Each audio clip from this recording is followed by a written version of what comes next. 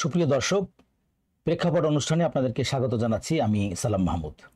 আজকে স্টুডিওতে কথা বলার জন্য উপস্থিত রয়েছেন নাগরিক মঞ্চের প্রধান সমন্বয়কারী এবং বাংলাদেশ দেশপ্রেমিক নাগরিক পার্টির সম্মানিত চেয়ারম্যান জনাব আহসানুল্লাহ শামীম। জনাব আহসানুল্লাহ শামীম, আপনাকে স্বাগত জানাচ্ছি আমাদের প্রেক্ষাপট অনুষ্ঠানে। আপনি কেমন আছেন? আলহামদুলিল্লাহ, আপনাকে ধন্যবাদ জানাচ্ছি যে আমাকে আমন্ত্রণ করার জন্য, আপনাদের এই চ্যানেলে কথা বলার সুযোগ করে দেওয়ার জন্য। তো আমরা জানি যে আপনার দীর্ঘ একটি রাজনৈতিক কেরিয়ার, যদিও আপনি অত্যন্ত তারুণ্যের একজন প্রতীক, কিন্তু দীর্ঘ সময় রাজনীতির সঙ্গে সম্পৃক্ত সময় রাখছেন, অবদান রাখছেন, বিভিন্ন জোটে ছিলেন এবং এখন একটি নাগরিক মঞ্চ এর প্রধান সমন্বয়কারী এবং দেশপ্রেমিক নাগরিক পার্টির সম্মানিত চেয়ারম্যান। তো আপনার দৃষ্টিতে দেশের বর্তমান রাজনৈতিক প্রেক্ষাপট কি আমাদের দেশের মানুষের জন্য, যদি একটু বলেন।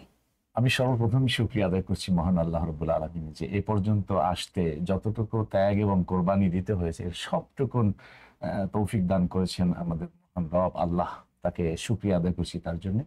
তো বাংলাদেশে রাজনীতি করতে গিয়ে আমাদের যে অভিজ্ঞতা হয়েছে, আপনার এই প্রশ্নটা যথার্থ মূল্যায়ন করতে হয় যে আজকের এই ফেসিবাদের 15 থেকে 16 বছরের ফেসিবাদী সরকারের দুঃশাসনের কবলে পড়ে এদেশের মানুষ একটি অভিজ্ঞতা অর্জন হয়েছে।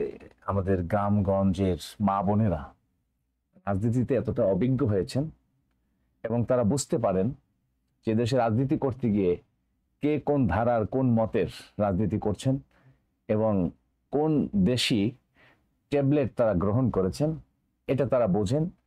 যেমন ইতিমধ্যেই আমাদের সাধারণ মানুষ বলতে শুরু করেছেন যে এই অন্তর্বর্তীকালীন সরকারের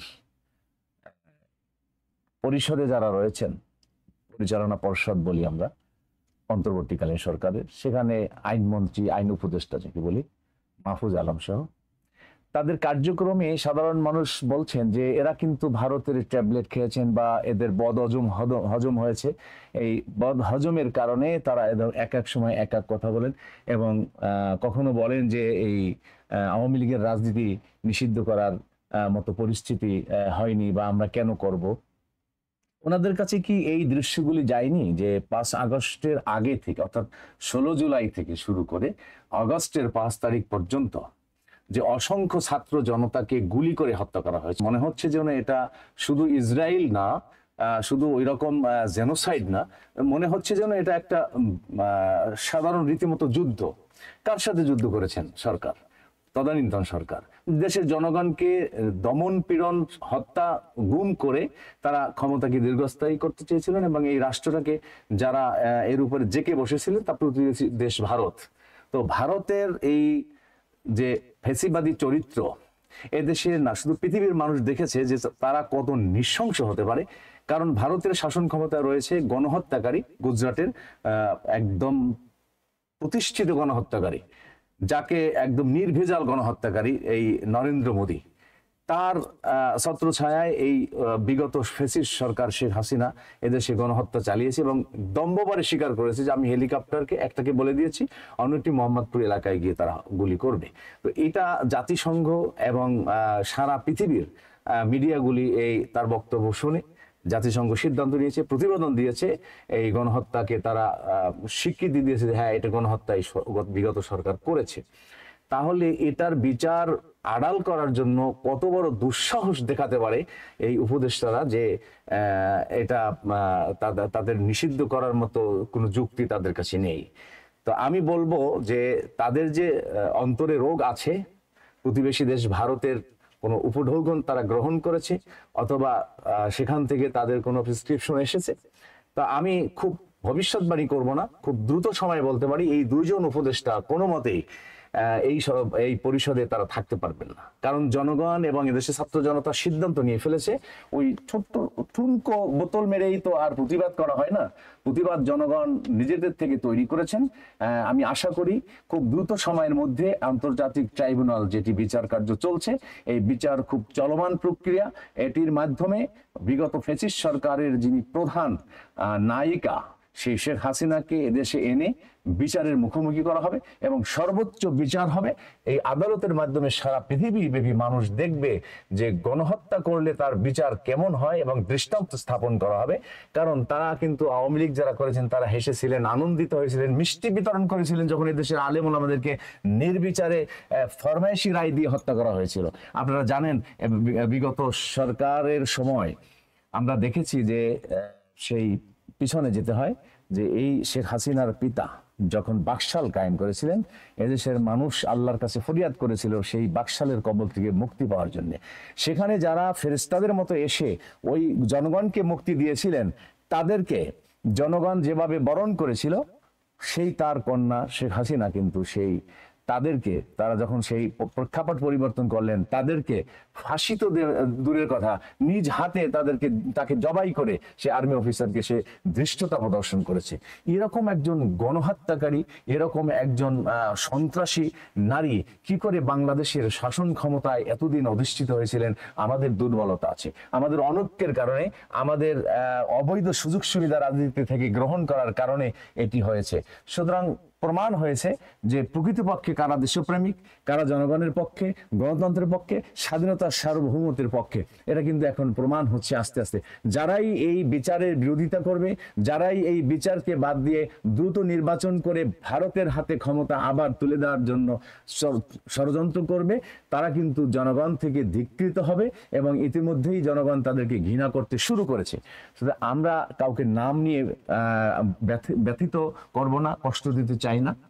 আজকের প্রেক্ষাপট জিজ্ঞেস করেছেন, অত্যন্ত দুঃখ এবং ভারাক্রান্ত মনে বলতে হয়, শাহবাগে যখন আওয়ামী লীগকে নিষিদ্ধের দাবি উঠেছে, এই শাহবাগে আমরাও অবস্থান করেছিলাম এবং আমরা প্রথম থেকেই, আজ একদিন নয়, 2013 সাল থেকে আওয়ামী লীগের এই রাজনীতি ধ্বংসাত্মক রাজনীতি, এরা বিলীন হয়ে যাবে, এরা হারিয়ে যাবে, এরকম ভবিষ্যৎবাণীর অসংখ্য বক্তব্য আপনি ইতিমধ্যে দেখেছেন যে আমরা দিয়েছি।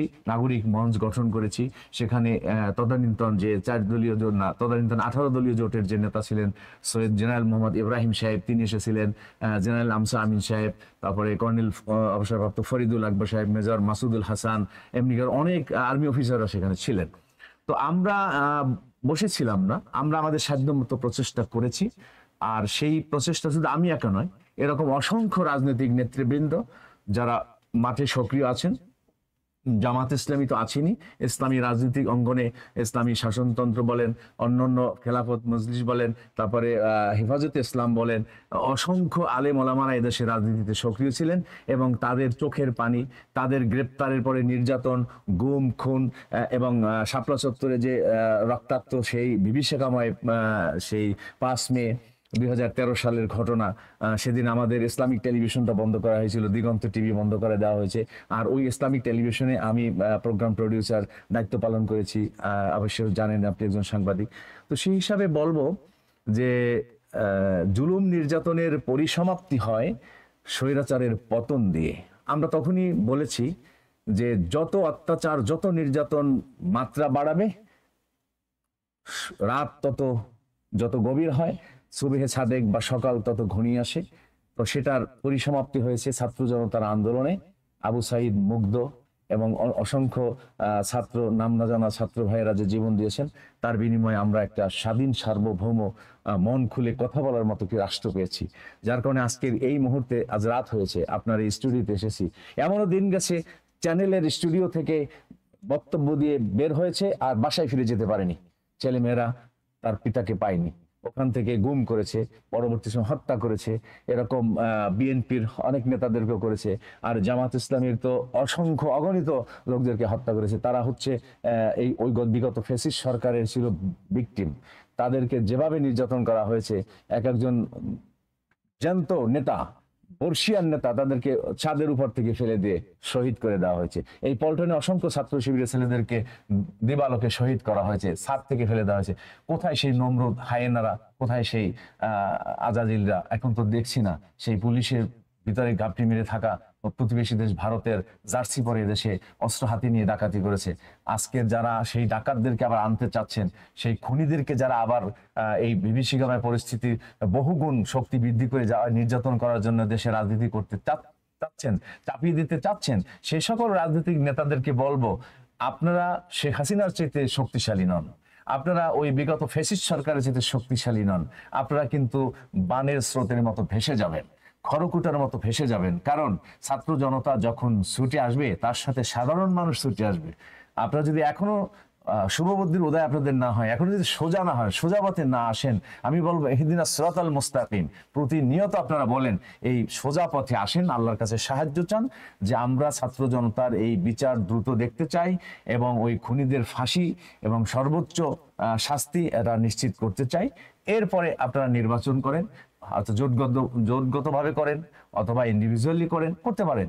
রাজনীতি তো সবার জন্য উন্মুক্ত। যেমন আপনি একটা রাজনীতি দল করতে পারেন বা করেছেন, আপনি বিগত দিনে রাজনীতির অঙ্গনে আপনার ভূমিকা আছে, মিডিয়া অঙ্গনে যেমন আপনি একজন পরিচিত মুখ, রাজনীতি অঙ্গনে আপনার ভূমিকা আছে। সুতরাং বলবো আজকের প্রেক্ষাপট পরিবর্তন হয়ে গেছে, মানুষ এখন ইসলামের দিকে ধাবিত হচ্ছে। আমার খুব ভালো লাগছে যে আজকে দেখলাম বাংলাদেশ জামাত ইসলামের আমির এবং ইসলামী আন্দোলনের আমির চরমনায়ের পীর সাহেব হুজুর একত্রে বসে কথা বলছেন, আলোচনা করছেন। আগামীতে তারা রাজনীতিতে একসাথে পথ চলবেন। তার সাথে হেফাজতে ইসলাম আছেন, তার সাথে খেলাফত আন্দোলন, খেলাফত মজলিস, অন্যান্য ইসলামী দলগুলি আছেন। এটা সত্যি এদেশের মা বোন সহ এদেশের জনগণের মাঝে ব্যাপক আলোড়ন সৃষ্টি করেছে। তারা আনন্দিত, উদ্বেলিত, তারা কৃতজ্ঞ, কৃতার্থ, গৌরবান্বিত। কারণ তারা চাচ্ছে এরকম একটা শক্তিশালী ইসলামাইজেশন একটি রাজনৈতিক বলয় তৈরি হোক। কারণ লুট, গুম, খুন, হত্যা, সন্ত্রাস, ধর্ষণ, রাহাজানি এমন কোনো অপরাধ নাই তারা করে নাই। সুতরাং আমরা বলবো মুদ্রার এপিঠ ওপিঠ একটি কথা প্রচলিত আছে, আমরা কাউকে আগেই বলেছি কষ্ট ব্যথা দিতে চাই না। সুতরাং আপনাদের কথা, আপনাদের রাজনীতি, আপনাদের ভাষায় যদি সেগুলি প্রস্ফুটিত হয়, ফুটে ওঠে, জনগণ বলতে বাধ্য। সুতরাং বলতে চাই প্রত্যেকেই একটাবারের জন্য ইসলামকে দেখুন। যেমন কোরআন, ওই স্বৈরাচারী শেখ হাসিনাও বলেছিল মদিনার সনদে দেশ চালাবো। এটা তো তাদের মুখের কথা দিয়ে এদেশে মানুষকে ধোঁকা দিয়েছে। প্রকৃত অর্থে যদি এদেশের ইসলামী দলগুলো যদি ঐক্যবদ্ধ হয়ে বলে যে কোরআনের সংবিধান মেনে আমরা একটাবার দেখাই জনগণকে কোরআনের শাসন কিভাবে দেশ পরিচালনা হয়, কোরআনের শাসন কিভাবে মদিনার সনদে দেশ পরিচালিত হয়। আপনি তো অবশ্যই চাবেন ইসলামী সমাজ এবং রাষ্ট্রটা সুন্দরভাবে চলুক, সকলে ধর্ম, বর্ণ, গোত্র নির্বিশেষে সকল নাগরিক তাদের সমান অধিকার ফিরে পাক। এখানে হিন্দু, এখানে মুসলিম, হিন্দু, বৌদ্ধ, খ্রিস্টান যারাই আছে প্রত্যেকে কিন্তু তাদের অধিকার ফিরে পাবে। আমি বলছি আমরা ইসলামের সাথে আছি, জনগণের সাথে আছি। স্বাধীনতার সার্বভৌমত্ব রক্ষার জন্য যদি জীবন দিতে হয়, এদেশের লক্ষ কোটি তরুণ এবং ছাত্র জনতা জীবন দিতে তারা প্রস্তুত আছে। অতএব আমরা এখন আর কাউকে কারো রক্তচক্ষু ভয় করি না। ইনশাআল্লাহ দেশের স্বার্থে, জনগণের স্বার্থে এবং দেশে একটি গণতান্ত্রিক প্রক্রিয়ার সরকার প্রতিষ্ঠা হবে, সেটা বিচারের পরে, সংস্কারের পরে। আর সংস্কারের নামে যদি কালক্ষেপণ করা হয় তাহলে এই সরকারকে বলবো কালক্ষেপণ করে এই দুষ্ট বুদ্ধি এই দেশের জনগণের উপরে চাপিয়ে দেবেন না। সুতরাং আপনার এই প্রশ্নের যথাযথ উত্তর সম্ভবত পেয়েছেন। জি, ধন্যবাদ। আমরা আরেকটি বিষয় একটু জানতে চাই যে আপনি ইতিমধ্যেই বলেছেন যে জামাত ইসলামী এবং ইসলামী আন্দোলন সহ অনেকেই ঐক্যবদ্ধ হচ্ছেন। তো আমরা যেটি দেখেছি যে 5ই আগস্টের পূর্বে প্রায় 1.5 যুগের অধিক সময় জামাত ইসলামী অত্যন্ত কষ্টের মধ্যে ছিলেন, পালানোর মধ্যে ছিলেন, শাস্তির মধ্যে ছিলেন, যন্ত্রণার মধ্যে ছিলেন। কিন্তু আমরা 5 আগস্টেই দেখলাম যে সেনাপ্রধানও যেভাবে ডাক্তার শফিকুর রহমানকে বা জামাত ইসলামীকে গুরুত্ব দিয়েছেন। তো আমরা দেখেছি যে 5 আগস্টের পূর্বে প্রায় 1.5 যুগ সময় ধরে জামাত ইসলামী অত্যন্ত কষ্টের মধ্যে দিনাতিপাত করেছে, পালানোর মধ্যে ছিল, যন্ত্রণার মধ্যে ছিল, মামলার মধ্যে ছিল। কিন্তু 5 আগস্টের পরেই আমরা দেখলাম যে সেনাপ্রধান থেকে শুরু করে ডাক্তার শফিকুর রহমানকে তিনি হঠাৎ করে আবিষ্কার করলেন, একবারে মানে প্রথমেই তার নামটি এসেছে। এবং তারপরে দেখলাম যে তারা খুবই সক্রিয় এবং আলোচনা হচ্ছে যে জামাত ইসলামী ক্ষমতায় গেলে তারা কিভাবে দেশ চালাবে, কি করবে। তো এই যে আলোচনাটা বা মানুষের মধ্যেও এই ধরনের একটা প্রতিক্রিয়া দেখা যাচ্ছে। তো আপনি কি মনে করেন যে তারা আসলে সেই ধরনের শক্তি সামর্থ্য অর্জন করছে যে একটি দেশের সরকার প্রতিষ্ঠার জন্য, বা তারা সত্যিই যদি ইসলামী দলগুলোকে নিয়ে সরকার গঠন করতে পারে তাহলে দেশের অবস্থা আসলে কেমন হবে বলে আপনি মনে করেন? আমি ধন্যবাদ জানাই যে বিগত কয়েক মাস আগে আমরা বিএনপির কেন্দ্রীয় কার্যালয় অর্থাৎ গুলশানে আমাদেরকে ডেকেছিলেন, নাগরিক মঞ্চের নেতৃবৃন্দকে নিয়ে ওখানে গিয়েছিলাম। সেখানে অনেক আর্মি অফিসাররা আমাদের টিমে ছিলেন। তো সেখানে তারা প্রশ্ন করেছিলেন যে জামাত ইসলামীর পক্ষ থেকে আনুপাতিক হারে নির্বাচনে যাওয়ার বা নির্বাচন করার যে প্রস্তাব এসেছে এর সাথে আপনারা একমত কিনা।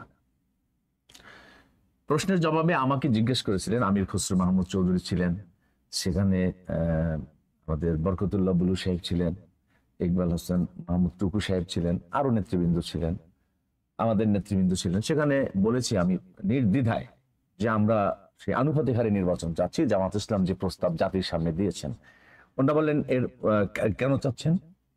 তো আমরা বললাম, আমি বলেছি বা আমাদের পক্ষ থেকে মঞ্চের পক্ষ থেকে বলেছি যে এই ছোট ছোট রাজনৈতিক দলগুলো তাদেরও তো একটা স্বপ্ন আছে, মানুষের সেবা করা, দেশের সেবা করা, বা দেশ সেবায় নিজেদেরকে আত্মনিয়োগ করা।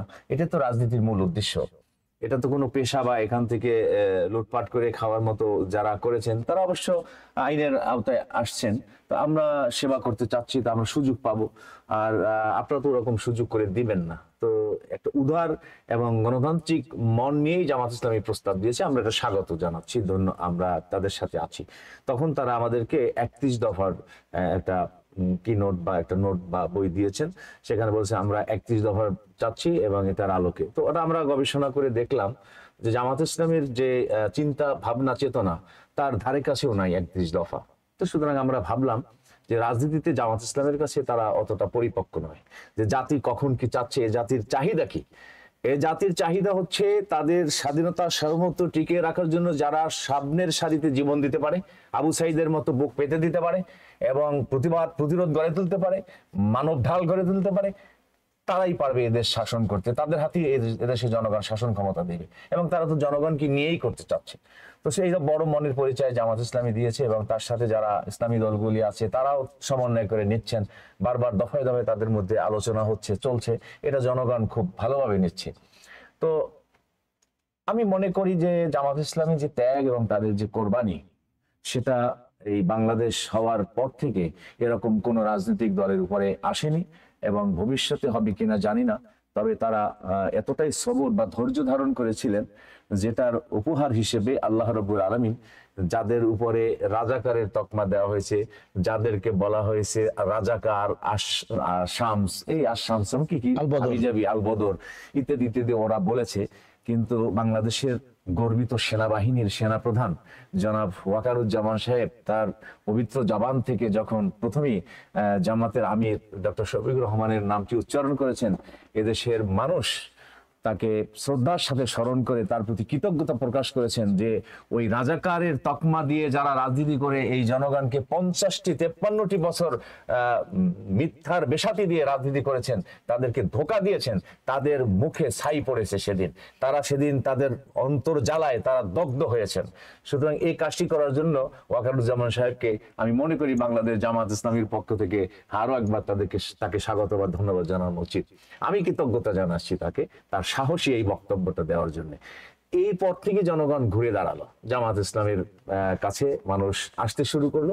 এদেশে বড় বড় ব্যবসায়ীরা বিভিন্ন প্রস্তাব ইতিমধ্যে আমাদের কাছে আসছে, জামাতের কাছে গিয়েছে যে কি কি দরকার। জামাত বলেছে কিছুই দরকার নেই আমাদের, আমরা আল্লাহর আইন কায়েম করব, সৎ লোকের শাসন প্রতিষ্ঠা করব এবং এদেশের মানুষের যে অধিকার প্রতিষ্ঠা করব, আর দেশের স্বাধীনতার সার্বভৌমত্ব রক্ষার জন্য আমরা মানব ঢাল তৈরি হয়ে আছি। যতদিন পর্যন্ত স্বাধীনতার সার্বভৌমত্ব রক্ষার জন্য যত ত্যাগ কোরবানি দেওয়া দরকার, বাংলাদেশ জামাত ইসলামী, তাদের ছাত্র সংগঠন, ইসলামী ছাত্র শিবির সহ তাদের সকল শ্রেণীর শ্রমিক কল্যাণ ফেডারেশন সহ সবাই প্রস্তুত আছে। তো এই রকম বক্তব্য কারা দিতে পারে? আপনি শুনেছেন যখন জামাতের সাথে বিএনপির ঐক্যবদ্ধ আন্দোলন চলেছে, যে 18 দলীয় জোট, 20 দলীয় জোট, তখন আমাদের পটুয়াখালীর কৃতি সন্তান ডক্টর শফিকুল ইসলাম মাসুদ সাহেব বলেছিলেন যে পুলিশ চলে ডালে ডালে, আমরা চলি পাতায় পাতায়, পুলিশ চলে পাতায় পাতায়, আমরা চলি রগে রগে। তো সুতরাং তাদেরকে ধরার মতো, তাদেরকে পাকড়াও করার মতো ওরকম যদি তারা নির্বুদ্ধিতার পরিচয় দিয়ে রাজনীতি করতো, তাহলে এই পর্যন্ত জামাত আসতে পারতো না। সুতরাং তাদের সাথে চ্যালেঞ্জ করে সংগঠন টিকিয়ে রেখেছে। সারা বাংলাদেশের একটি অফিসও তাদের খোলা ছিল না, সকলকে তালা মেরেছে।